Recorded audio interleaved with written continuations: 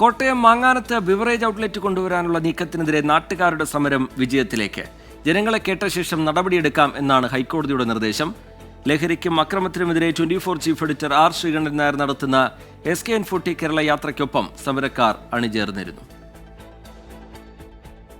ജനവാസ മേഖലയായ മാങ്ങാനത്ത് ഔട്ട്ലെറ്റ് തുടങ്ങാനുള്ള നീക്കം ബീവറേജസ് നടത്തിയതോടെയാണ് നാട്ടുകാർ സംഘടിച്ചത്. കഴിഞ്ഞ കുറെ നാളുകളായി ശക്തമായ സമരപരിപാടികളാണ് നാട്ടുകാർ നടത്തി വന്നത്.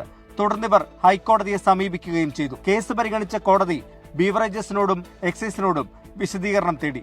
തുടർന്നാണ് ഔട്ട്ലെറ്റ് തുടങ്ങാൻ അപേക്ഷ മാത്രമേ നൽകിയിട്ടുള്ളൂ എന്ന് ബീവറേജസ് കോടതിയെ അറിയിച്ചത്. ഇതേ കാര്യം എക്സൈസും അറിയിച്ചതോടെയാണ് നാട്ടുകാരെ കൂടി കേട്ടതിന് ശേഷമേ തീരുമാനമെടുക്കാവൂ എന്ന് കോടതി നിർദ്ദേശിച്ചത്. അത് തെറ്റായ രീതിയിലാണെന്നാണ് കോടതിയിൽ വാദിച്ചത്. അപ്പോൾ ഇവർ പറഞ്ഞ് ആ രീതിയിലുള്ള നടപടികളൊന്നും ആയിട്ടില്ല, ലൈസൻസ് കൊടുത്തിട്ടില്ല, ലൈസൻസിനുള്ള ആപ്ലിക്കേഷൻ മാത്രമേ വന്നിട്ടുള്ളൂ.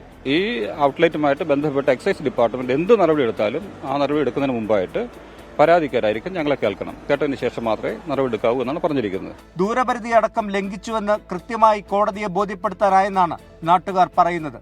ഹൈക്കോടതിയിൽ നിന്നും അനുകൂല നടപടി ഉണ്ടായതോടെ സമരം താൽക്കാലികമായി നാട്ടുകാർ അവസാനിപ്പിച്ചു. സമരം ശക്തമായി പോകുന്നതിനിടെ ലഹരിക്കും അക്രമത്തിനുമെതിരെ 24 chief editor R Sreekandan Nair നടത്തുന്ന കേരള യാത്ര സമരക്കാരെ സന്ദർശിച്ച് പിന്തുണ നൽകിയിരുന്നു.